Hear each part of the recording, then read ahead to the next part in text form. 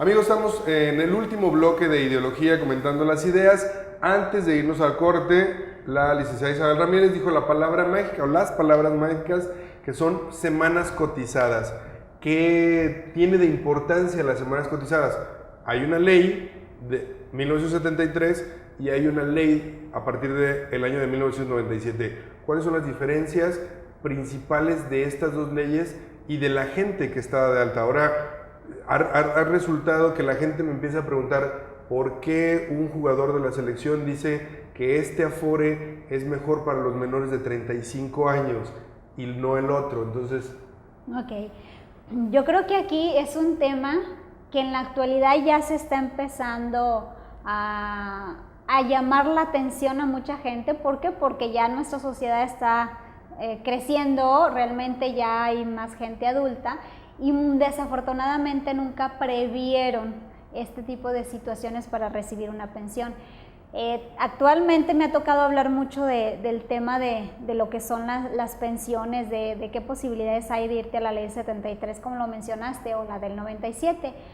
Realmente las semanas cotizadas pues va en función no al tiempo, a los años que yo trabajé, va en función a los años que trabajé con Seguro Social, porque muchas personas o muchos trabajadores dicen, es que yo llevo 20, 30 años trabajando, sí, pero desafortunadamente nunca se percataron o nunca exigieron que los aseguraran y por realmente de esos 20, 30 años que estuvieron trabajando, a lo mejor nada más cotizaron 5, ¿no? Y en la actualidad dices, ¿y cómo voy a recibir una pensión ahora o con qué me voy a sostener yo ahora? Entonces, desafortunadamente aquí debemos de tener el cuidado en que esas personas que no tienen esas semanas cotizadas, pues no van a recibir una pensión digna. Así de sencillo. Así de sencillo. Las semanas cotizadas son semanas trabajadas, registradas ante el Seguro Social. Esa es la palabra. ¿Cuántas semanas necesita una persona para pensionarse? Primeramente, la pensión es aquella retribución que vamos a recibir por el número de semanas cotizadas, como tú lo mencionas, pero ¿cuántas necesito? Ok. Aquí tenemos dos esquemas y que actualmente se utiliza mucho el esquema de la ley del 73, es decir, todos aquellos trabajadores que estuvieron o están asegurados desde antes del 1 de julio del 97 tienen derecho a poder irse a la opción de la ley del 73. La ley del 73 te pide como un mínimo de 500 semanas cotizadas, realmente reconocidas ante el instituto. Cuando la ley nueva, la ley del 97 te está pidiendo 1,250, o sea, estamos hablando de una diferencia abismal, ¿no? No, inclusive en alguna ocasión lo platicábamos, no tiene relación la expectativa de vida o el crecimiento de expectativa de vida que tiene el mexicano de antes 60 años, ahora a 80 años, en relación al número de semanas. Estamos hablando de más del doble. Así es. Incluso muchas personas que realmente llegaron a cotizar en algún momento, dejaron de cotizar y se independizaron, nunca se percataron o no visualizaron a futuro que a lo mejor nunca llegaron a cumplir esas semanas, ni siquiera las 500, ¿verdad? Yéndonos a la ley del 73 y ahorita andan preocupados de cómo van a recibir una pensión. Claro, sabemos que existen otros apoyos por ahí que están dando a través de la Sedesol, en el cual les dan un apoyo bimestral y les sirve de algo, ¿no? Pero realmente pues su pensión quedó ahí en el aire. En el aire, es decir, ese dinero se quedó dentro de las arcas del Instituto Mexicano del Seguro Social y no va a pasar nada con él. No va a pasar nada si el trabajador no se acerca y no lo retira. Finalmente pensamos que el no tener las semanas cotizadas no tenemos derecho a una pensión y es todo lo contrario.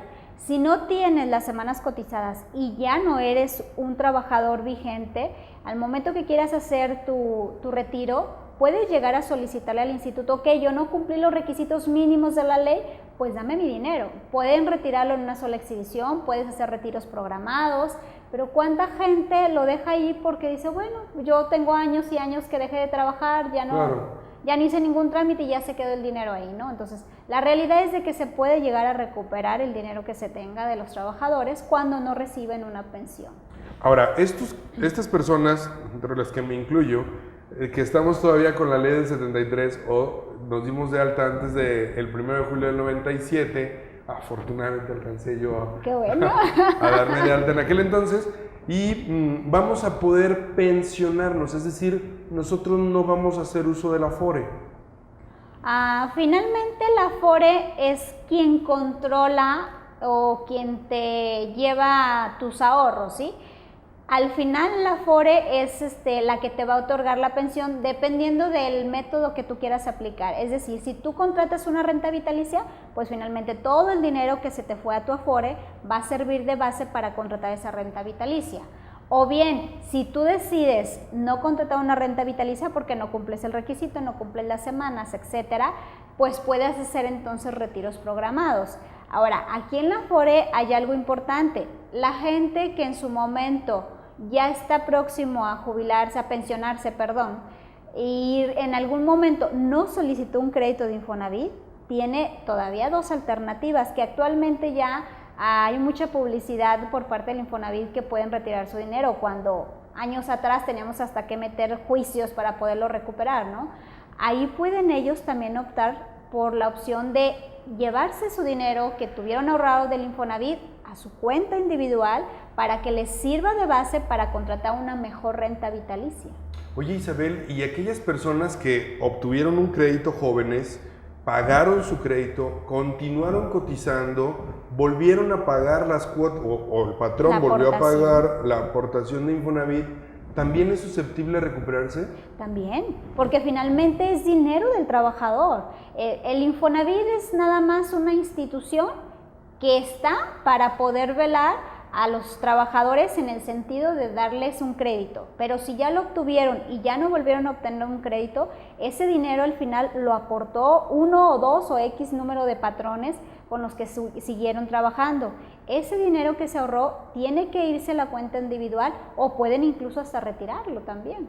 Esta es una opción ya que, como mencionas, no hay necesidad de meter un juicio, ya no hay la necesidad de entablar una situación específica con el Infonavit, es solamente un trámite y se hace. Así es un trámite meramente. Quizá a lo mejor a muchas personas se les puede hacer un poco engorroso el que tengan que estar yendo. El problema viene que se hace engorroso porque no previmos las situaciones como son el nombre correcto, tu número de seguridad social correcto, porque muchas veces se dan de alta a menores de edad y luego dicen que son más grandes, nunca se percataron que no tenían esa edad y resulta que les asignaron un número de seguridad social, el cual no es el correcto, y al momento de que quieren hacer cualquier tipo de ese trámite, pues la autoridad se los niega porque no coincide la información. Qué importancia, amigos, amigas, que estemos muy claros y sobre todo que tengamos la información con respecto a esto. Podemos acudir a las oficinas del instituto para solicitar el número de semanas cotizadas, que nos digan cuántos patrones hemos tenido. ¿Sí hay la posibilidad de hacer esto? Sí, incluso mira, hay dos formas. Uno es que lo hagas a través de la página del IMSS, en el cual tiene un módulo donde solicitas tú las semanas cotizadas. Y otro es acudir a la subdelegación que te corresponda según tu domicilio, en donde tú lleves, si tienes credencial del IMSS, o lleves tu identificación, tu acta de nacimiento y solicites las semanas cotizadas. Es mejor ir a la subdelegación porque ahí te van a dar el historial de todos los patrones con los que has venido cotizando. Y en la página casi siempre te lo limita a los 5 patrones últimos que tengas registrados. De esa manera te puedes dar cuenta cómo va ahora sí tu número de semanas para ver cuánto tiempo vas a tener que seguir trabajando si quieres adquirir una pensión, ¿verdad? Pero bueno, yo puedo tener 500 semanas cotizadas, pero no tener la edad para pensionarme. Así es. Y aquí desafortunadamente en materia de seguro social es indispensable tener los dos requisitos, las semanas cotizadas y la edad. En este caso pues ya sea vejez o sea cesantía, ¿verdad? ¿Qué diferencia hay? Ok, cuando hablamos de cesantía quiere decir que la persona que llega a la edad de 60 años ya está en posibilidades de poder solicitar una pensión siempre y cuando ya tenga sus 500 semanas como mínimo cuando venga de la ley del 73. Cuando hablamos de vejez, estamos hablando de una persona que se espera hasta los 65 años de edad para poder solicitar la pensión. Aunque no tenga... Debe de tener las semanas cotizadas si quiere tener una pensión con todos los requisitos que la ley te marca, pero si no tienes, vamos a decir, llegas a los 60 años de edad, ahí ya tienes la edad, pero no tienes las semanas cotizadas, puedes esperarte a cotizar hasta los 65. Vamos a pensar, llega a los 65 años de edad y no tienes las semanas cotizadas. Entonces, en ese caso, ya puedes optar por irte a retiros programados, o bien el gobierno federal está obligado a garantizarte una pensión mínima, que se llama pensión garantizada. Aunque no hayan tenido las semanas completas. Esa es una protección que otorga el gobierno y que consta de ¿qué? De que tienes que tener la edad, eso sí, obvio solicitar la pensión en el momento que te den de baja, debe de ser simultánea la baja con la solicitud de la pensión y bueno, a documentos adicionales que luego te piden, ¿no? Por supuesto. Pero de alguna manera, si no cumpliste, llegó en las semanas y ya no vas a tener una relación laboral, digo, no es un tope o una limitante que si llegas a los 65 años ya no puedas trabajar. Hay personas que siguen trabajando y siguen cotizando y pueden llegar a tener sus 500 semanas. Pero los casos ya extremosos en los que definitivamente ya no pueden desarrollar un trabajo y no cumplieron esas semanas, entonces es el momento en el que pueden ellos solicitar su pensión y les tienen que garantizar un salario mínimo. Muy bien. Amigos, amigas, el día de hoy fue muy productiva la plática con la licenciada Isabel Ramírez.